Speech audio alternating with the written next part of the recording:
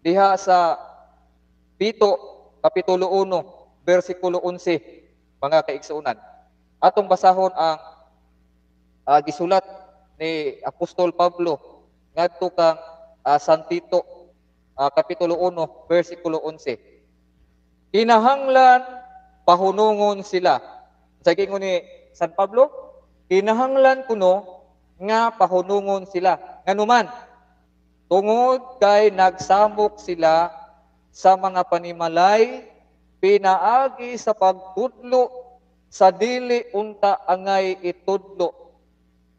Tungod lamang sa makauulaw tuyo sa pagpanapi. Dili ni ako ang kaugalingong pulong ha. Bisan pagkamo mo imubasa mga kaigsuunan. Tito 1:11. Basahan ninyo kung doon mo yung mga Bible diha, mga kaigsuunan.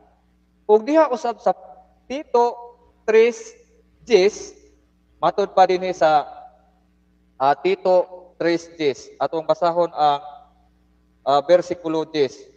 Matod pa din human kapasidan sa makausa, human kapasidan sa makaduha, ang tawo nga maoy makaingon sa pagkabahin-bahin sa pundok, isalikway siya. Muna nga dunay magsakasaka gani sa inyong panimalay, nga hibalo mo nga, kani, lain ng sikta, lain ng tagalaing planeta ni, pasidan siya sa makausa o sa makaduha.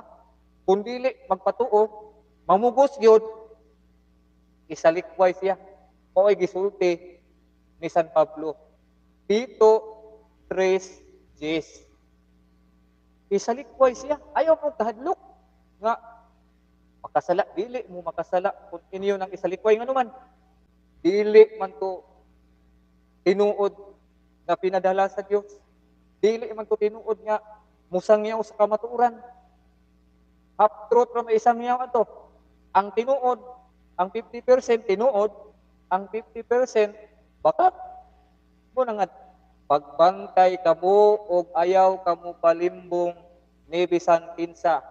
Kay sa ako ngalan, daghang tawo ang muanhi o daghan ang palimbungan. Maunay pasidaan sa atong Ginoong Hesukristo. Dito, 1:11, kinahanglan pahunungon sila. Nganuman, tungod kay nagsamok sila sa mga panimalay. Nganong nakasamok sila? Nanudlo sila og pagtulunan nga dili angay unta itudlo, tungod lamang sa ilang makauulaw nga tinguha nga mao ang pagpanapi. Siyempre, Katoliko bunang balaya nga imong gisak-an, pananglitan ako, pastor ko sa laing sikta. Musaka ko og mga panimalay sa mga Katoliko, labi na gyud katong mga inosente nga Katoliko. Ayo, brad, sister, pwede ko mo sangyaw sa pulong sa Dios. Yeah. Kung sa may mahitabo, titang mga inosente nga Katoliko. Ang uban, mubalibad. Ay, brad, salain lang nga balay, brad, kay mulakaw pa ko, dapat ko'y buhaton, mamugos yun na. Hangtod nga ikaw, kung maikog sa tamo balibad, sige na lang, brad. Once nga makasunod na gani na sa inyong balay, once nga maminaw na ka sa ilang gisulti, kay kinsa may di po maminaw nga, ulong po na sa Dios. Siyempre, maminaw yun ka. Pero bantayan na nato mga kaigsuunan. Layo ray 3 minutos, layo ray 5 minutos, dili na maatake sa doktrina, sa pagtulunan sa simbahang Katoliko. Magliraw-liraw ng ilang mata, ngita ng asa mo kumusulod ani ha? Karon, naa kay altar. Uy, brad, naalagi kay Diyos, brad.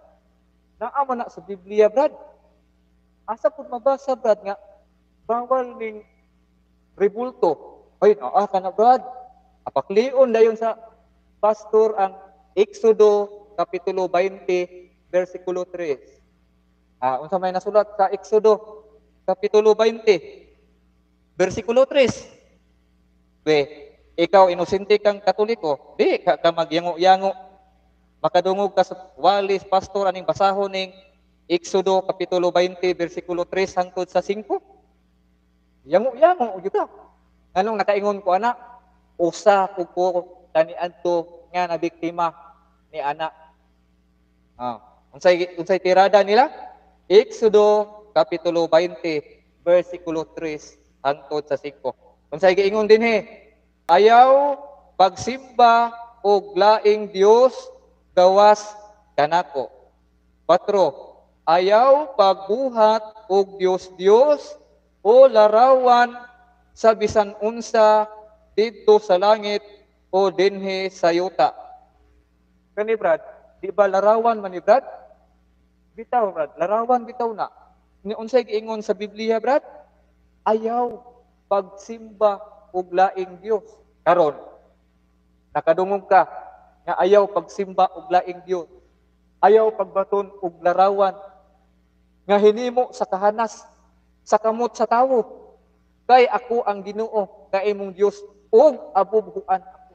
Unsa may mahitabo? Mo resulta at dugmukon gini, pulpugon gini. Ano man? Di naman kamutuoan eh. Kay para nimo, Dios naman eh.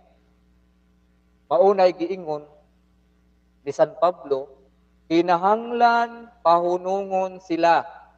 Kay nga naman, kay nagsamok sila sa mga panimalay, nanudlo o pagtulunan nga dili unta angay itudlo. Anong ilang gihimo? Anong gitudlo nila? Bisag dili angay? Tungod sa ilang makauulaw nga tinguha, mao ang pagpanapi.